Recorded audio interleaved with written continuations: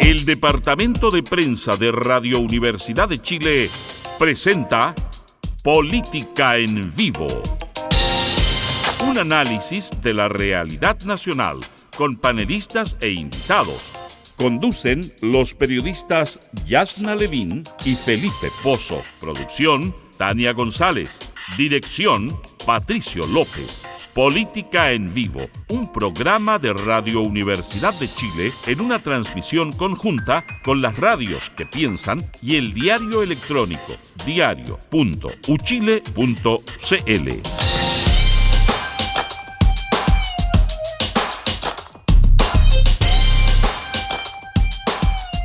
¿Cómo están? Muy buenas tardes, bienvenidas, bienvenidos a Política en Vivo en Radio Universidad de Chile para este día viernes 11 ya de abril, frío y triste.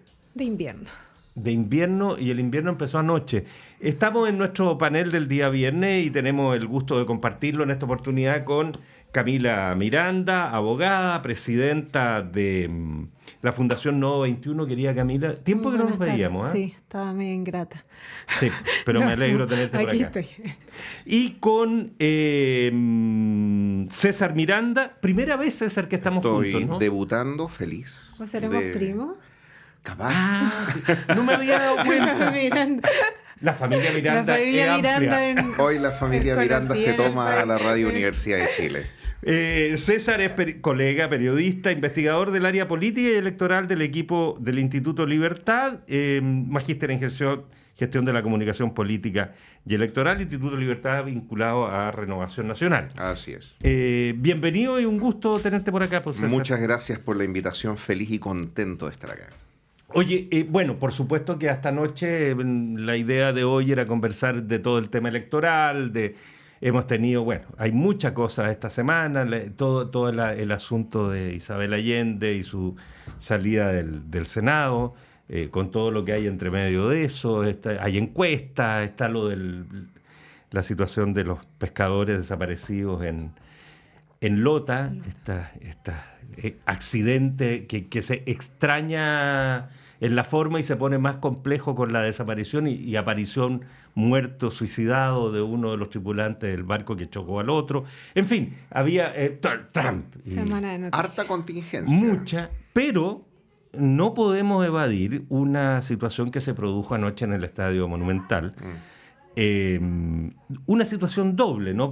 Todos sabemos, una avalancha concertada para entrar que termina trágicamente con una, ¿cómo llaman? Una chiquilla de 18 años y un niño de 13 muertos, en una acción que tendrá que dilucidarse, que aquí no es el momento de echarle la culpa si fue carabinero o no fue carabinero. Hay 2 carabineros imputados que manejaban un carro lanzagas y que parece que pisó la reja debajo de la cual estaban estas 2 personas.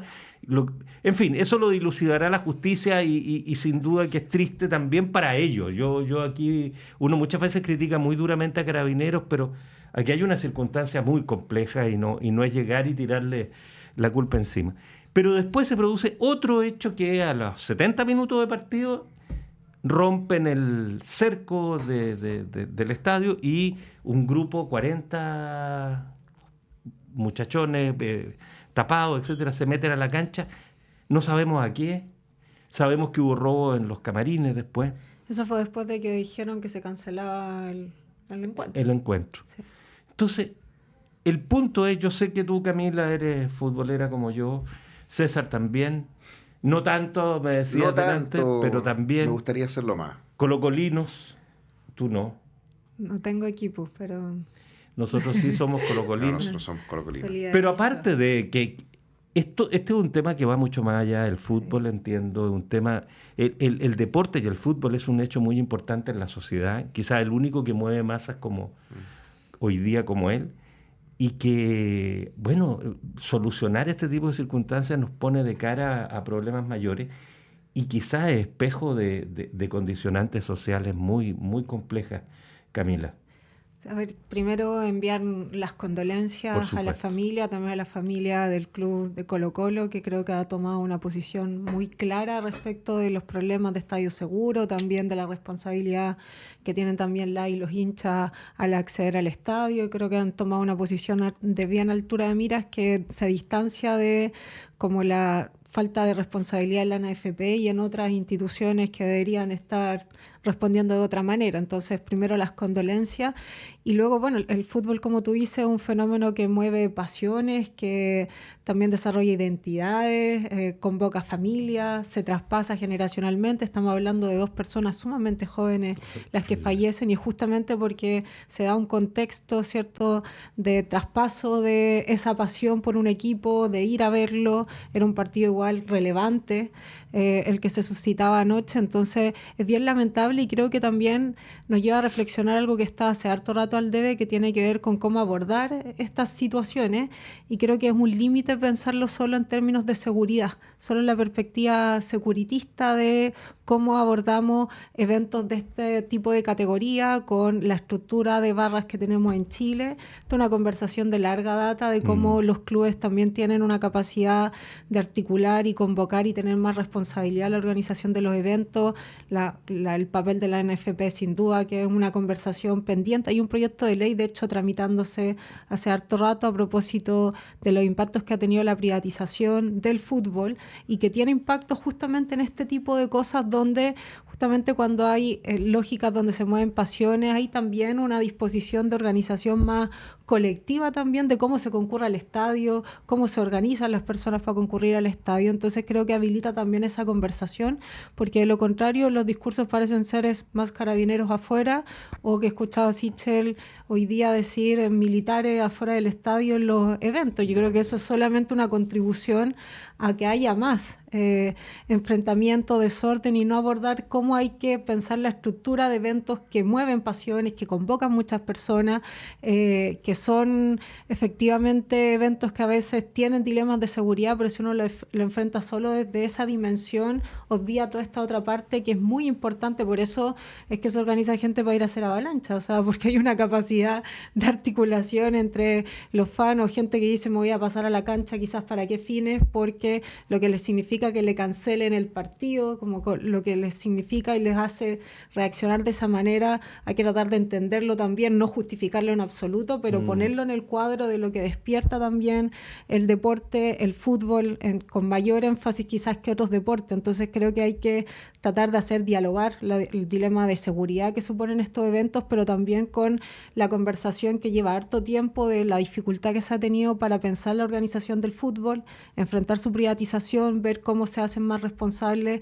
a los hinchas, a los clubes también dentro de la institución. Si uno ve los modelos de otros países, hay países donde los clubes tienen mucho poder porque fueron los que fundaron también sus equipos, y luego viene toda una ola de privatización que hace también una dificultad para los gobiernos para interactuar también con esas instituciones y exigirles responsabilidad. Y bueno, hay un proyecto de ley hace rato como medio frenado porque no es fácil.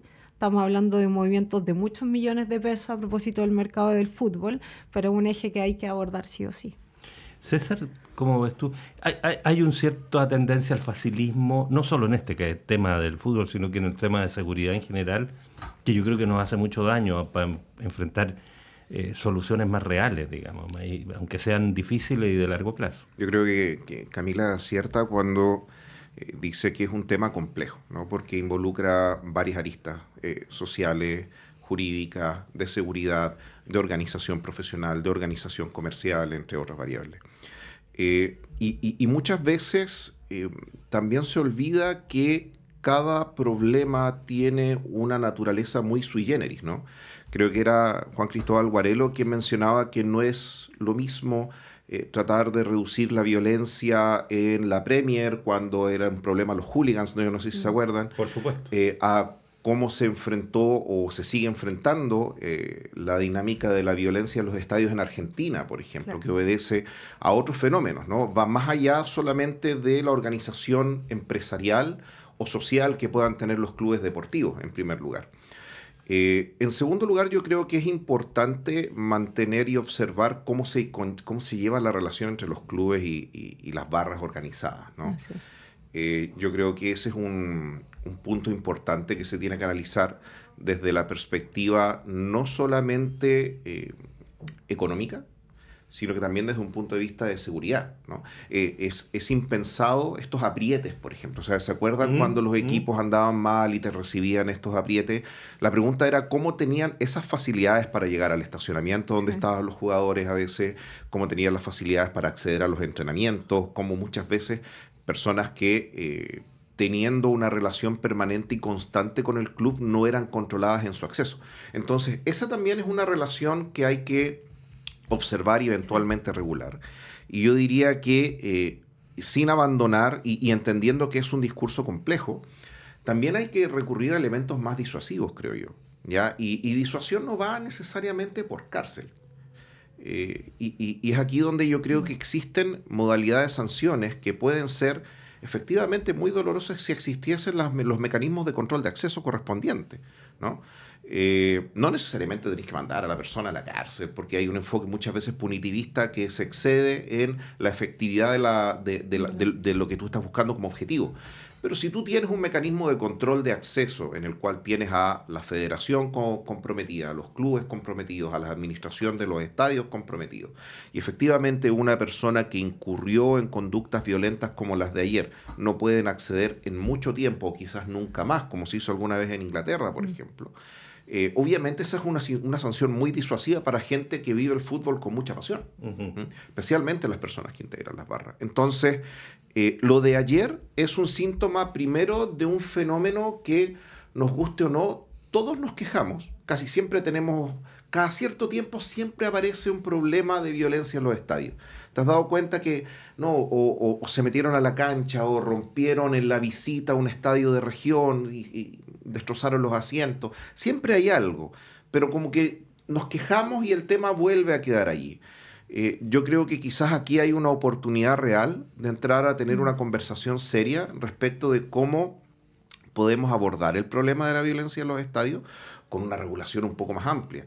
Y considerando la cantidad de dinero que mueven los clubes y la relevancia social que tiene el fútbol, que yo creo que tocamos los tres, un punto importante allí. Hay una relevancia social que no solamente mueve masas, es capaz de dividir a un país como al mismo tiempo es capaz de unir a un país, ¿no? Tú tienes un superclásico y tienes bandos familiares, sociales, vecinales completamente marcados, pero juega la selección chilena y cuando al menos está jugando bien, claro, está jugando bien. O nos uníamos todos apoyando o nos uníamos todos criticando, pero para pedir la salida del entrenador. Claro. Pero yo creo que ahora se abre una ventana de oportunidad, especialmente en tiempos de elecciones, donde podemos tener una conversación seria al respecto. El punto, César, Camila, es, a ver, más allá, no por restarle importancia, partiendo de la base del tema en que estamos, yo tengo la impresión, y se los pongo como opción de seguir esta conversación, de que esto es reflejo de algo mayor todavía. Porque uno tendría que preguntarse quiénes son esas personas. ¿Quiénes son esas personas que se meten a la cancha a nada? ¿Quiénes son estas barras que destrozan todo? ¿De dónde viene? ¿Por qué están ahí? La respuesta fácil es decir, es que son delincuentes, drogadictos, andan borrachos. Sí, pero ¿por qué? La sociedad no se puede hacer cargo solo del síntoma. Tiene que hacerse cargo de la causa. Y mi impresión es que en nuestra élite, de todos los sectores, digamos, evade la debate más de fondo, que es más complicado. Ustedes dos lo han dicho, este es un tema complejo que requiere soluciones complejas, no fáciles. Poner 4 militares en la puerta no va a resolver. A lo mejor en ese estadio no va a pasar nada, va a pasar en otro lado. O va a pasar algo peor. O va a pasar algo peor, claro, vamos a tener más muertos.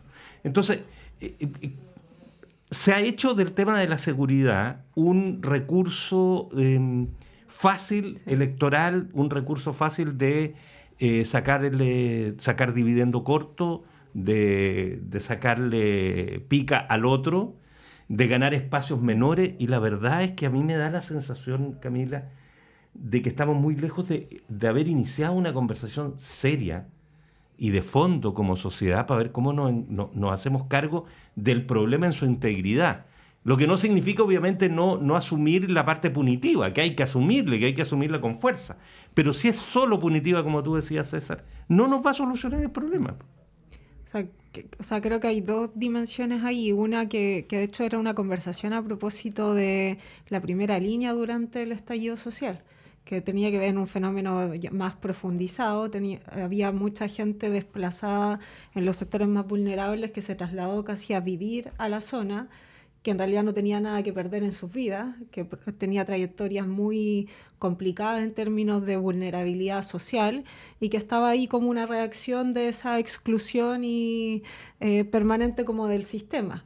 Ahora, creo que hay que estudiar con mayor, me imagino que hay gente que lo ha estudiado con alta profundidad, sí, claro. ¿Cierto? Como esto también se proyecta en el ámbito de las barras y también porque tú bien lo decías, tiene un anclaje barrial súper importante y el problema es que ese anclaje barrial hoy día se complementa o dialoga con otros fenómenos que estamos experimentando, o sea, de crimen organizado, de más circulación de drogas y eso también va contaminando o poniéndole componentes adicionales a la pasión por el fútbol y por seguir un equipo y esas cosas se van articulando. Ahora, nosotros no tenemos cómo decir que si esa gente que se pasó al estadio era eso o era gente que de por de pasión había tomado más de la cuenta y dijo aquí mi oportunidad de entrar a la cancha, porque también puede ser un fenómeno vinculado con el contexto y que hayan ocurrido ese tipo de acontecimientos. Entonces creo que hay que, como tú dices, profundizar si es que hay ese tipo de articulaciones hoy día sucediendo vinculado con las barras, porque también se mueve dinero en ese contexto, ¿cierto? Entonces creo que es algo que hay que mirar con detención, pero también para aislar, porque creo que es un problema a otras personas que efectivamente son apasionados, barristas, se organizan y también esa organización tiene implicancia a veces solidaria en los barrios o aparecen en otros contextos ayudándose unos con otros y dejar todo en el mismo saco también es un problema. Entonces creo que hay que profundizar esa dimensión.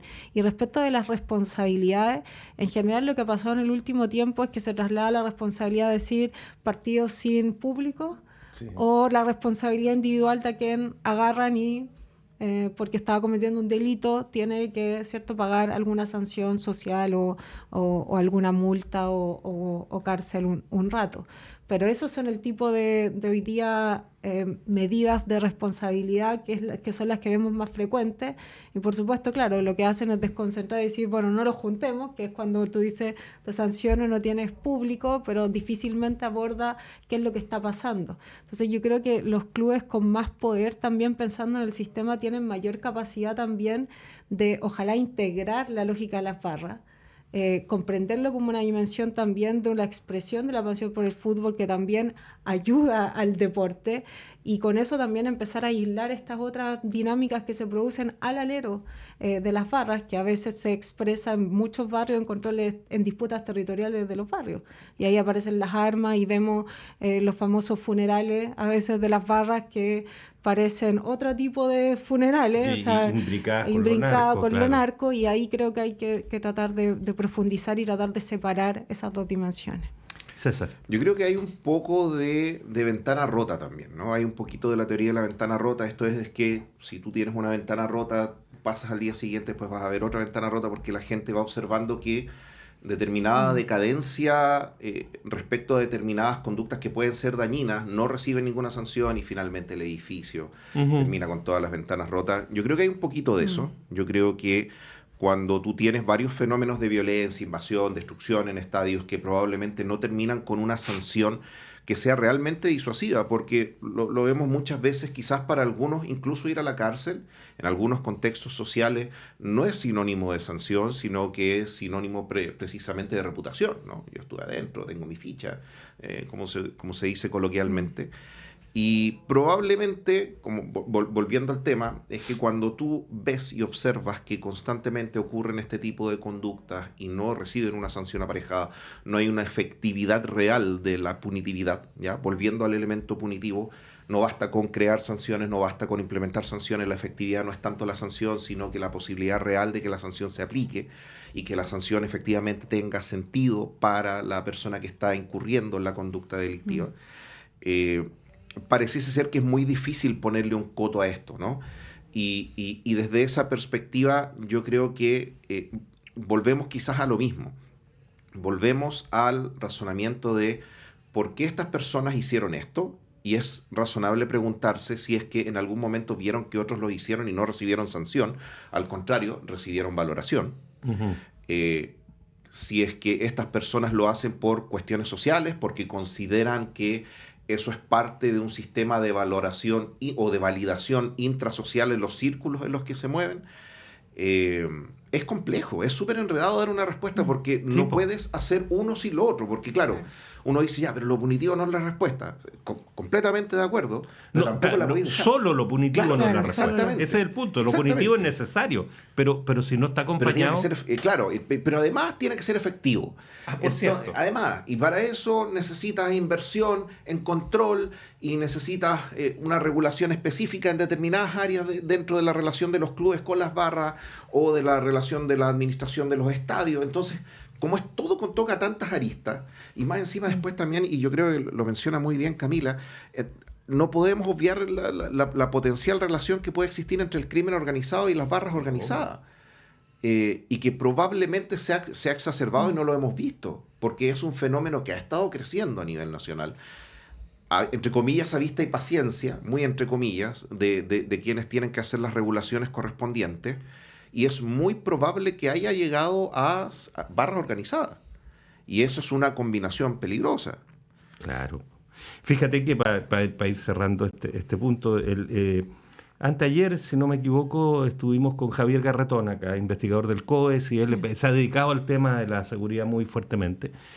Claro, y mirábamos cómo la capacidad económica, esto excede lo de las barras, por cierto, y lo ocurrió ayer, la capacidad económica del mundo delictual, de la economía delictual, crece de manera velocísima. Pasa, incluso hoy día se habla y llega como al 4% del PIB. Los mercados informales. Pero más que los mercados informales, los mercados de orígenes oscuros, digamos, droga, venta de madera, tráfico de personas. O sea, ilegales más bien. Mercados ilegales más que informales. Ilegales. Sí. Todo eso crece económicamente, se organiza, etcétera, mientras los recursos destinados a combatirlo se mantienen relativamente estancos porque no somos capaces, porque no tenemos la legislación adecuada para perseguir la plata como se debe, de poder captar esa plata ilegal y meterla justamente a la persecución del delito. Que es un equilibrio que es imprescindible para poder hacer eso. Pero a eso nos negamos también muchas veces. La ruta del dinero. Claro, cuando se trata de seguir la ruta del dinero, abrir las cuentas bancarias, empiezan los tiritones, etcétera. Es bien complicado todo ese panorama. Y es un fenómeno, es un fenómeno cultural nacional extraño, porque tú lo observas, por ejemplo, a nivel estatal. Cada vez que se expande el presupuesto, tú observas cuánto se expande el presupuesto Contraloría, y derechamente no hay una correlación que le permita a Contraloría hacer efectivamente la labor de control de esta expansión estatal, ¿no? Lo miras a nivel de municipalidades que muchas veces toman la decisión de hacer una expansión de las políticas de las patentes de alcoholes, pero no cuentan con suficiente capacidad de fiscalización. Y lo mismo sucede en el fútbol. O sea, en la medida en que tú empiezas a convocar más gente, o sea, en la medida en que tú tomas una conciencia real de la masividad o de la peligrosidad, tienes que tener una correlación proporcional con tus capacidades de poder fiscalizar y dar cumplimiento a cuestiones mínimas de seguridad.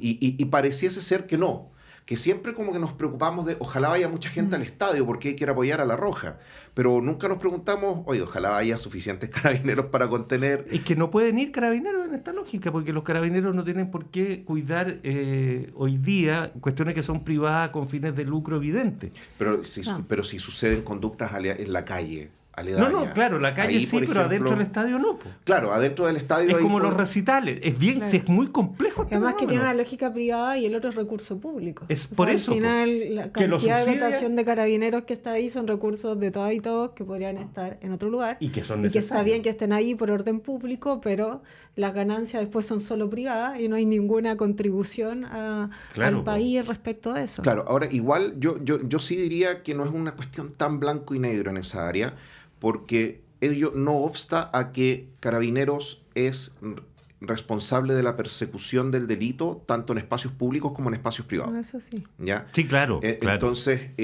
no es como que tampoco podamos decir Carabineros debería desentenderse completamente. No, yo no lo tengo tan claro. No, evidentemente que no es una cuestión... Hoy día se hace así y esa es la justificación. Te dicen, mira, este es un espectáculo privado que genera recursos privados y ¿por qué lo vamos a subsidiar haciéndonos cargo de la seguridad?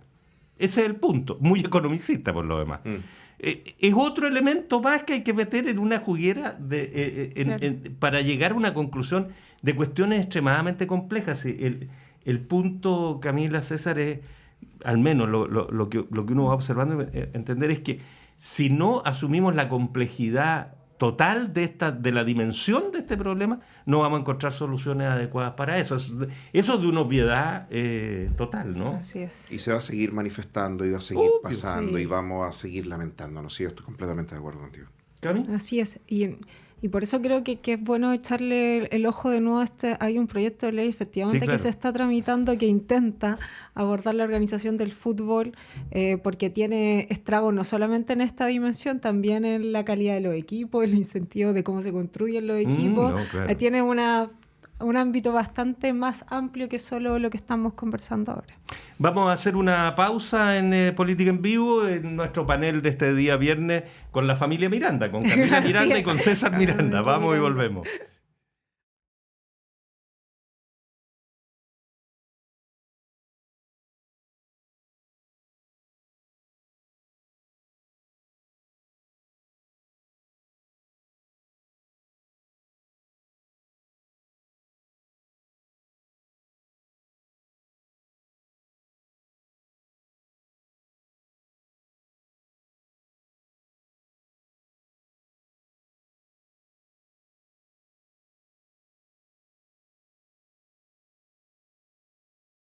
Estamos ya de vuelta en Política en Vivo, estamos con nuestro panel de este día viernes 11 de abril, estamos con César Miranda, periodista investigador del área política electoral del Instituto Libertad, vinculado al Instituto de Renovación Nacional, y estamos con Camila Miranda, abogada, presidenta de la Fundación Nodo 21, vinculada al Frente Amplio, sí. Nodo 21, por supuesto. Pero tú estuviste en la comisión que armó el partido finalmente. Estoy en la dirección del partido. ¿Y estás en la dirección del Frente Amplio? Sí. Mire usted. Bueno, Frente Amplio, Renovación Nacional. ¿Quién va a ganar? Los Miranda. Va a haber un Miranda triunfador. Los Miranda unidos. Podríamos decir, los Miranda unidos jamás serán vencidos. Oye, a ver. Tenemos tanto tema, pues tenemos Trump, tenemos esto, pero sí. Metámonos, mire, hemos hablado toda la semana de la historia de Trump con todos los economistas y todos dicen lo mismo y al final es incomprensible y ojalá que se busque alguna salida en eso. Pero bueno, ¿cómo vemos el panorama ya más metiéndonos en el electoral, las posibilidades de... Partamos por ti, Camila, y el mundo más bien oficialista, llamémosle, con todo eso. Bueno, ya este sábado debería terminar de tomar forma la primaria del sector con la definición del Partido Socialista, que es otro de los partidos grandes de la alianza. Cuando toman definición si van a llevar candidatura propia o van a apoyar a otra, se termina de diseñar. Que tanto el nombramiento de Carolina Toá, de Gonzalo Vinter, como Janet Jara, ya creo que habían dibujado una proyección de una primaria interesante, llamativa, competitiva, con capacidad de movilizar al sector, porque la primaria con voto voluntario supone la capacidad de movilizar sobre todo a militantes y personas cercanas a las militancias respectivas, y tener personas competitivas que le hablan a sus partidos es esencial.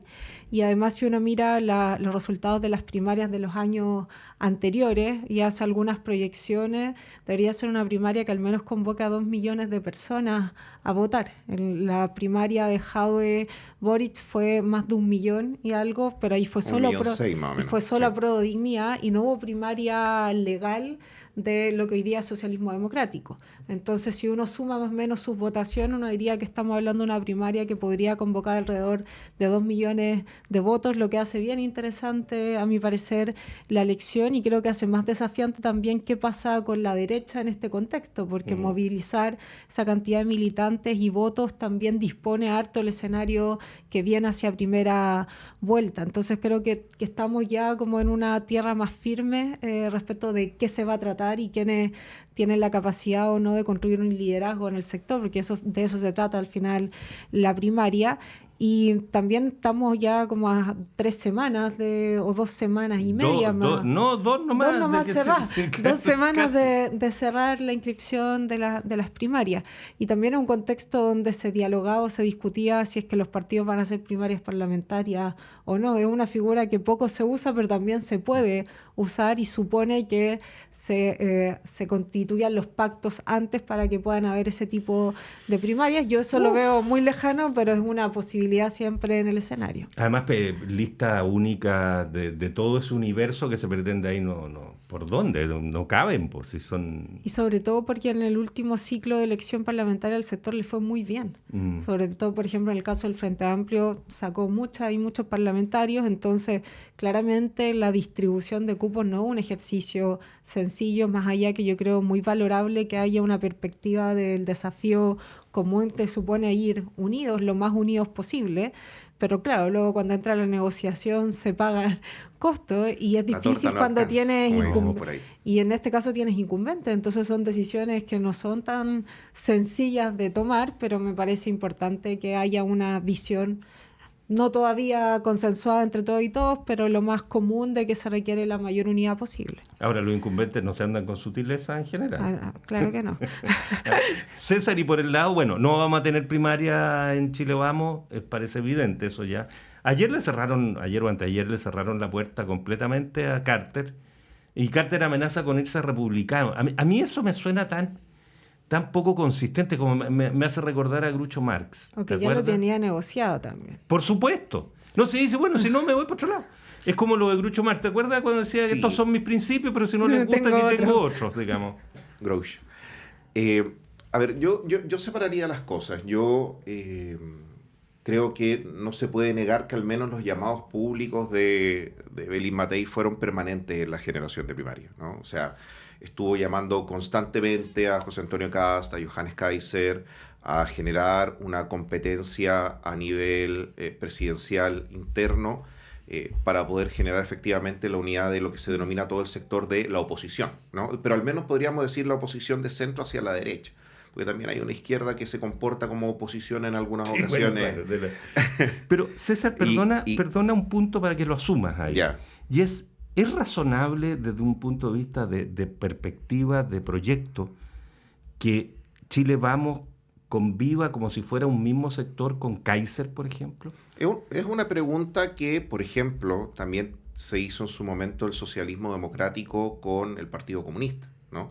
Una pregunta que razonablemente se hizo el PPD y la democracia cristiana también respecto al Partido Comunista. Yo creo que si es que tú quieres vencer a sectores más ortodoxos, extremos, ultra duros, como los quieras denominar, al menos la evidencia, cuando uno mira hacia afuera, es que cuando los excluyes y los tratas como parias, terminan ganando, ¿no? Y pareciese ser que el camino correcto es invitarlo a jugar en la cancha, porque es fácil ser ultra duro, ortodoxo desde afuera, estando sentado, hagamos la analogía contextual, en las gradas del estadio. Pero cuando tú tienes que entrar a jugar a la cancha, ahí esos discursos duros, ultra ortodoxos empiezan a diluirse un poco más, porque empiezan a tener que hablarle a una coalición un poco más amplia y no solamente al nicho. Entonces yo creo que se hace lo correcto en evitar seguir el camino que se han seguido afuera. En este caso, tratar de invitar a jugar a la cancha, a entender que hay que hablarle a un público mucho más amplio que un público de nicho, en primer lugar. En segundo lugar, ¿por qué era importante este llamado? No hay que olvidar cómo estuvieron los resultados de las elecciones de concejales en las elecciones pasadas. O sea, si es que se repitieran, no necesariamente se va a repetir el voto partido, pero sí existe una posibilidad razonable de que se repita el voto sector, como suele pasar en algunas elecciones donde no necesariamente los votos concejal se reflejan en los votos partido, pero sí se reflejan en el voto sector. Ahí estaríamos hablando de una derecha extremadamente competitiva, probablemente la más competitiva desde el retorno a la democracia. Y eso implica que eventualmente en un sistema de elección proporcional, en un sistema de elección donde las listas, la conformación de las listas cobra relevancia, el llamado a la unidad era indispensable y necesario. No se logró, parece ser que obviamente le afecta lo mismo que al frente, ¿no? Que la torta es demasiado chica como para tantos partidos, y no sé si es que irá a ser así en la elección parlamentaria, pero por ahora, al menos de lo que yo logro visualizar, es que parece ser que van a haber 2 listas por lado, 2 listas oficialistas, Socialismo Democrático y el eje FA-PC, Acción Humanista, y por el otro va a estar probablemente Chile Vamos, Centro Democrático, por el otro lado una especie de alianza conservadora libertaria, donde va a estar el Partido Republicano con el Partido Nacional Libertario y eventualmente Social Cristiano. Eso ya está bien armado. Claro, sí. Y diría que respecto al tema Carter, es un episodio eso. Es que mira, yo creo que lo peor que puede hacer el sector, la derecha, entendiendo todo este conjunto de oposición, es hacer conductas que no hagan caso o no escuchen a las voces que la componen, ¿ya? Creo que un gran aprendizaje es entender que hoy día la derecha se ha vuelto mucho más variopinta de lo que era antes, ¿no? Vivimos durante mucho tiempo acostumbrados a la hegemonía de Renovación Nacional UDI, y hoy día ya no es así, ¿no? Hoy día hay un nuevo fenómeno cultural en la derecha, donde hay una atomización, donde el Partido Republicano hoy día le surgió una amenaza a su derecha, ¿no? Una cuestión que hace 5 años era súper impensada. 2, casi. Entonces, eso conlleva a que los anhelos del presidente Carter sean súper atendibles, porque representa una visión específica de la derecha. Tenemos es un alcalde que el sector lo valora bastante, puso en relieve, más allá de que si tú puedes coincidir o no, si las herramientas son correctas, pero puso en relieve la falta de herramientas de las que disponen las municipalidades para hacer frente a crímenes, al delito o al crimen organizado, que es un problema y que pareciese ser necesario repensar cómo vamos a enfrentar el crimen organizado, especialmente desde el punto de vista de cómo vamos a organizar las fuerzas de orden y seguridad pública a nivel nacional. Y desde esa perspectiva, súper valioso. Lo que a mí sí me genera cierta incomodidad, aquí hablo ya más a modo personal, es que alguien te diga, mira, yo quiero ser presidente por Chile Vamos, pero no me acomoda ser senador por Chile Vamos, prefiero ser senador por otro lado.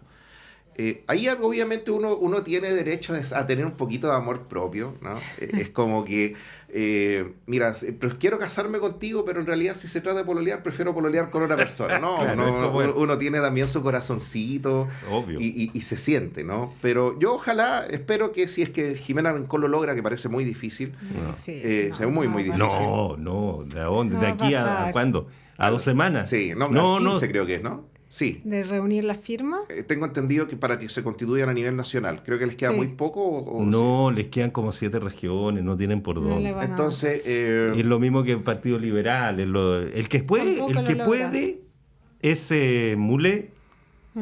El Fred le queda una, que es Magallanes.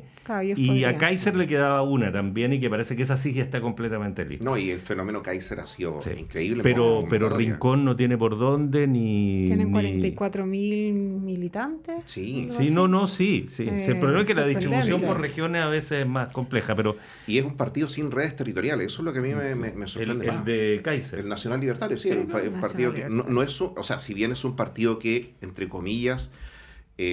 erosiona a republicanos, ¿no? Es constituido principalmente por personas que se salieron ahí y algunos descolgados de Chile Vamos. Las redes territoriales que tenían para poder hacer ese trabajo eran nulas en comparación a partidos de mayor data, y fue increíble. Es un fenómeno muy asimilable quizás al partido de la gente. Ahora, claro, mira cómo terminó tan rápido como les fue bien, tan rápido como les fue mal. Habría que mirar si hay gente ahí cruzada. Claro. No sería raro. No sería raro, porque ¿a dónde se fueron todos los militantes del PDG? Habría que empezar a mirar, y además si uno mira los movimientos que han habido en el Congreso... Ahora, es que el concepto de militante que tenemos ahora es una firma. La firma, sí. Seamos más... Distinto como era en el pasado, ¿no? Pero por favor, o sea, el militante antes... Bueno, es que ustedes no son demasiado jóvenes. Los partidos antes del golpe... Los partidos eran instituciones sociales, profundas, con raíces. No, pero los Miranda somos disciplinados. Sí, no, está bien. Pero te quiero decir de que tú los partidos, cualquiera que fuera, ¿no? Tenían sedes comunales, tenían vida propia, en fin, eran instituciones con arraigo social, con presencia comunal, y después cuando se inician las juntas de vecinos y todo eso, ahí están los militantes de los partidos. Entonces es un fenómeno totalmente distinto. Hoy día tú firmas por internet y dices soy militante de un partido, eso es nada. Pero por eso es tan volátil.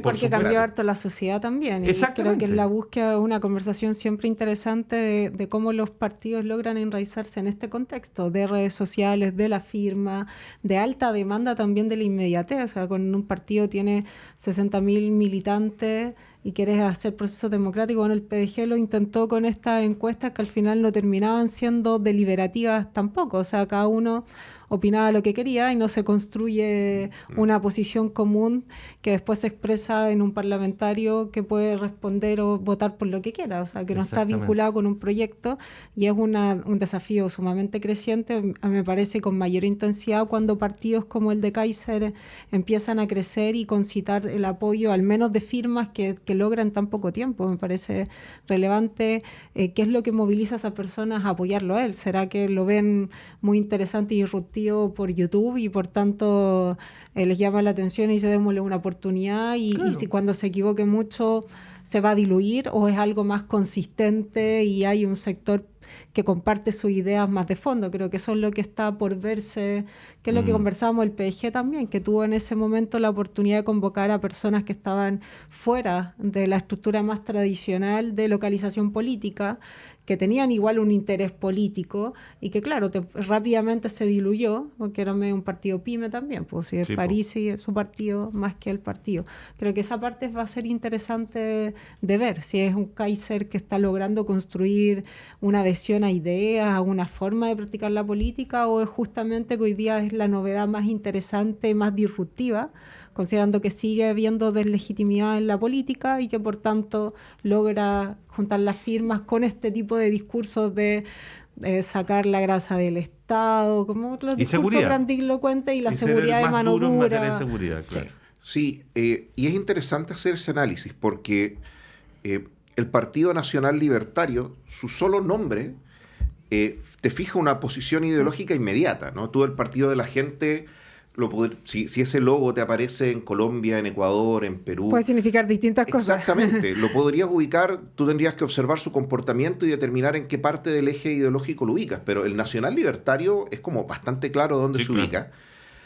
Y que exista una fuerte convocatoria en términos de militancia a un partido cuyo nombre es una invitación ideológica, es interesante. Y yo creo que Camila... toca el punto exacto de todos los investigadores están mirando, es qué es lo que va a pasar con que este fenómeno del nacional libertario. ¿Es un fenómeno ideológico? ¿Es un fenómeno personal? ¿Se unen en torno a las ideas? Efectivamente, las personas que van a salir diputadas o parlamentarios por el Partido Nacional Libertario van a tener un enfoque libertario con lo que eso significa, que muy probablemente tienen que ir a convencer a sus electores de que el Estado va a tener menos recursos y muchas otras cosas más. Claro. Es difícil y es interesante preguntárselo. Y yo creo que ese es uno de los desafíos que va a tener Kaiser y el Nacional Libertario después de las elecciones. Así es. Y lo otro es el segmento social al que está convocando. Todo muestra que es más diverso socialmente, que igual le habla al nuevo votante, que es mucho más diverso que republicano, entonces eso igual es interesante de mirar, porque también es el ejercicio de primera quizás socialización política de todas esas personas en esa clave, que es bien disruptiva si uno ve como en el marco de la institucionalidad democrática más tradicional, o sea, es disruptiva de esa estructura. Entonces me llama la atención y quizás pueda después devenir en otro tipo de organizaciones vinculadas o no vinculadas, como en el post-Partido Nacional Libertario. Y ¿sabes lo que es interesante también? Es que pareciera ser que en cada momento electoral hay una organización outsider que puede redituar de la situación, ¿no? Pensemos, por ejemplo, en la Lista del Pueblo, pensemos en el Partido Republicano, pensemos en el mismo Partido de la Gente. Meo en su momento. Claro, Meo, el Nacional Libertario. pareciese ser que hay un sector de la sociedad que está descontento y que efectivamente no se identifica con la política tradicional y que está dispuesto a entregarle las llaves del auto a la primera persona que huele lo menos posible a política tradicional. Como ya, ¿sabe qué? Creo que ahora le toca a usted ahora. Y si te das cuenta, el fenómeno republicano sufrió un freno cuando le tocó dirigir un proceso que era complejo. Constitucional. Claro. Ahí fue cuando les tocó empezar a jugar con las reglas del juego, llegar a acuerdos, y ya parece que llegar a acuerdos no era tan malo. Entonces esa cuestión te empieza a generar un análisis social súper rico, porque nada no obsta a que en 4 o 5 años más quizás ese partido outsider sea izquierda, por ejemplo. Y es un fenómeno bien interesante, ¿no? Hasta el momento pareciese ser que son los partidos de derecha o de corte populista los que están logrando convocar bien la novedad y ese hastío con la política, ¿no? Y habrá que ver hasta dónde les dura. Que lo fue un tiempo el Frente Amplio y ahora el más oficialista del oficialismo. Claro. Sí, un partido más grande en un ciclo bien corto. Sí, sí, bien acotado. Pero sí, me parece súper interesante, sobre todo porque son nuevos votantes en términos, más que poner los nuevos votantes, personas que no están incorporadas a la lógica institucional de la política. Son gente, todos los estudios muestran, son gente que tiene opinión política. Le gusta esto, no le gusta, conoce a cierto político por ciertas cosas. O sea, no están fuera de la conversación del país, están fuera de la lógica institucionalizada de participar de la política, ser cercano a un sector izquierda, derecha, centro, o ser cercano a un partido por su familia, por cercanía. En realidad están dislocados de esa lógica, pero no están fuera de la conversación política, por eso les llamativo las conversaciones de los outsiders, como pensemos otra política, una que, no sé, que es más cercana, escucha, o que es disruptiva porque ofrece cambiar todo lo otro que está, comillas, podrido, pero claro, tempranamente, o sea, rápidamente, si te haces parte de la institucionalización de la política, hay cosas que ya no pueden ser tan disruptivas. Entonces, o se busca el siguiente, o se comprende que hay ciertos ritmos también en la política. Claro. Esa es una madurez interesante también que a nivel social que va a haber que observar en los próximos años. Estoy completamente de acuerdo. Queridos Miranda, tradicionalmente en este programa de los días viernes dejamos los últimos minutos para que cada uno aborde un tema que le interese dejar dicho. Puede ser profundizar algo en lo que hemos conversado o de cualquier circunstancia que les importe y que quieran señalar. Así que un par de minutos para cada uno y don César.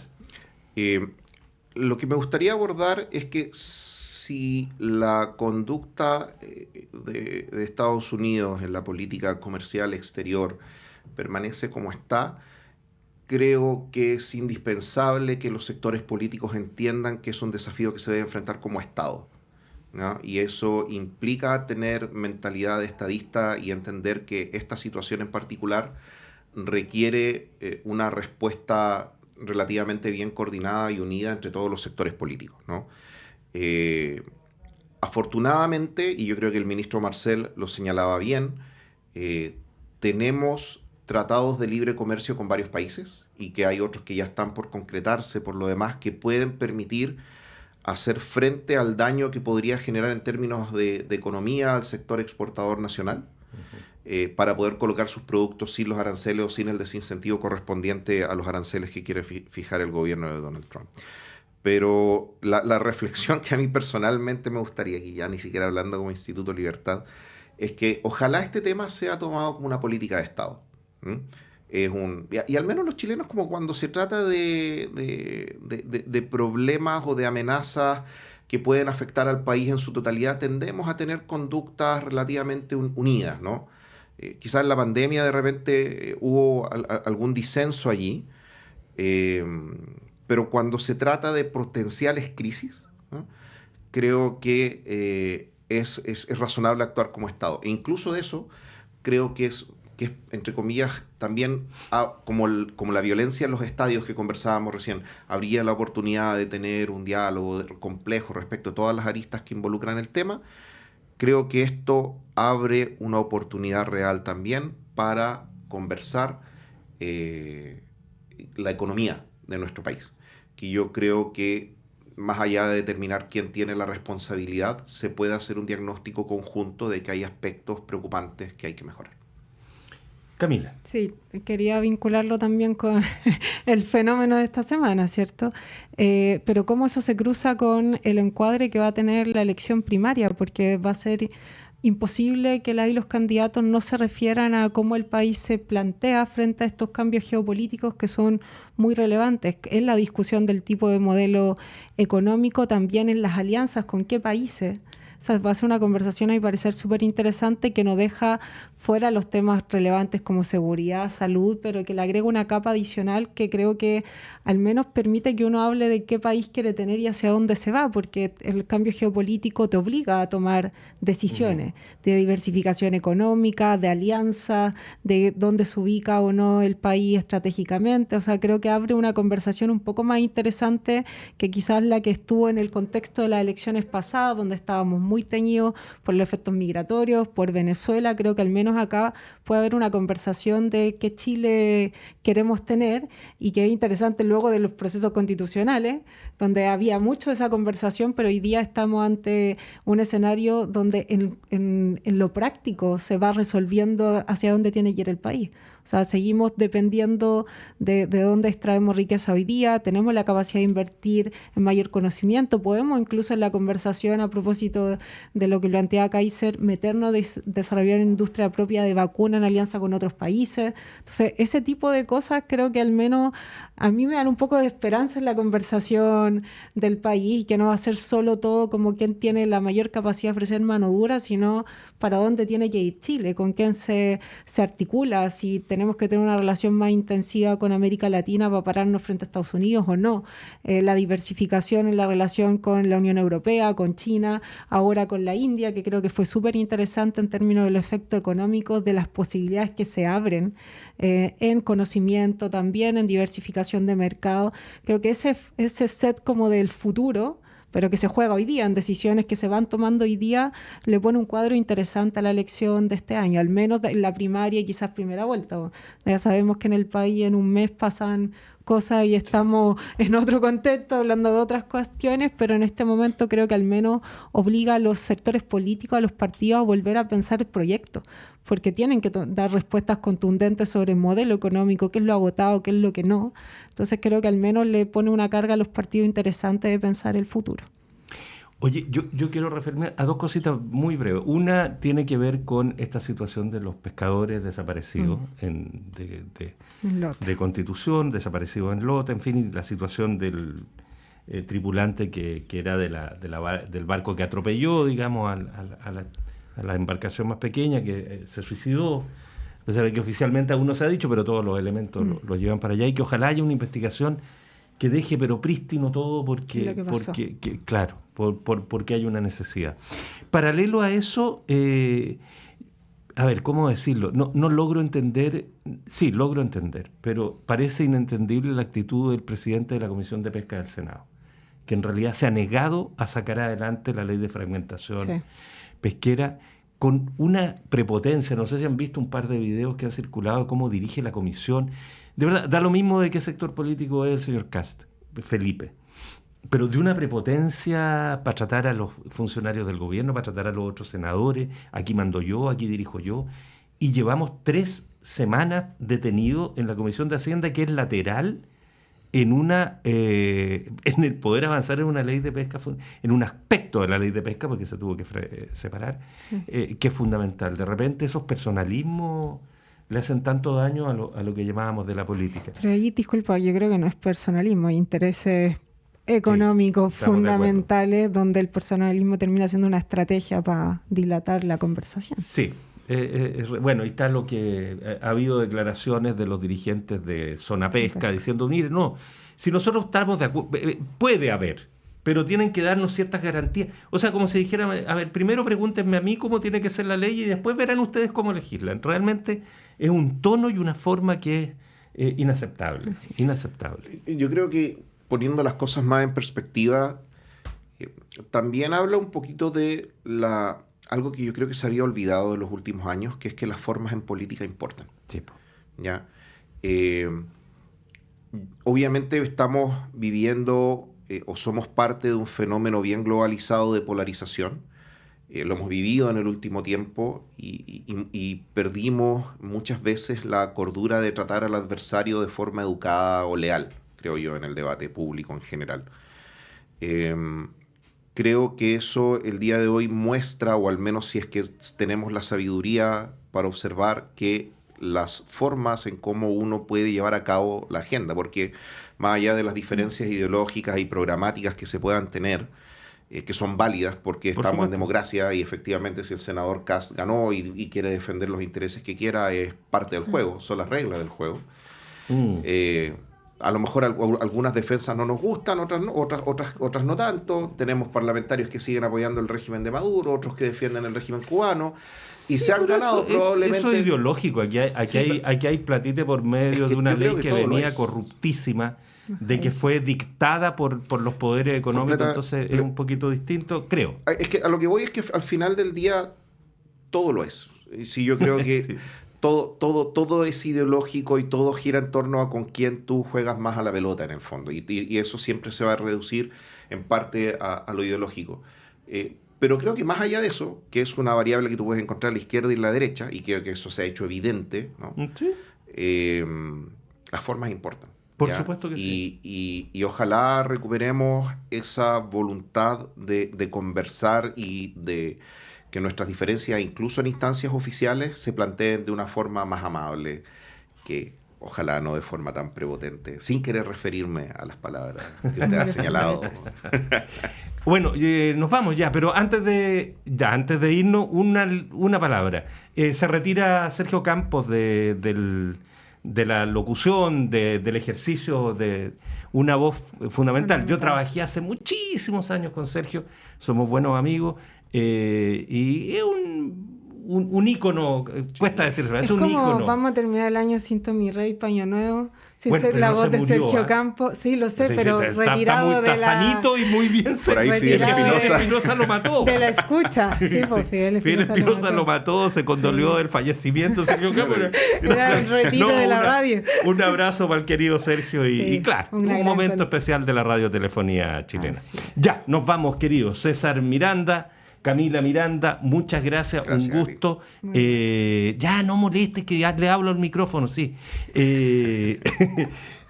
Camila González, otra Camila, Miranda, Camila González, Ariel Acevedo en la puesta al aire, Tania González en la producción periodística. ¿Qué quieres? ¿El papel para qué? Que lo lea.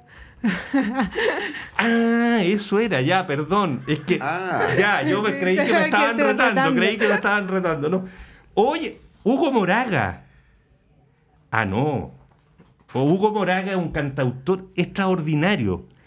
Es como de mi edad. Es un ícono, también es un ícono del cantautor chileno. Viene de una trayectoria maravillosa hasta en nuestra sala máster y va a ir al aire inmediatamente. Me quedo a verlo de todas maneras. Eso. Ya, nos vamos. Muchas gracias por su compañía. Que tengan un muy buen fin de semana. Hasta el lunes. Muy buenas tardes. Nos vemos. El Departamento de Prensa de Radio Universidad de Chile presentó Política en Vivo. Un análisis de la realidad nacional con panelistas e invitados. Conducen los periodistas Yasna Levín y Felipe Pozo. Producción, Tania González. Dirección, Patricio López. Política en Vivo, un programa de Radio Universidad de Chile en una transmisión conjunta con las radios que piensan y el diario electrónico diario.uchile.cl.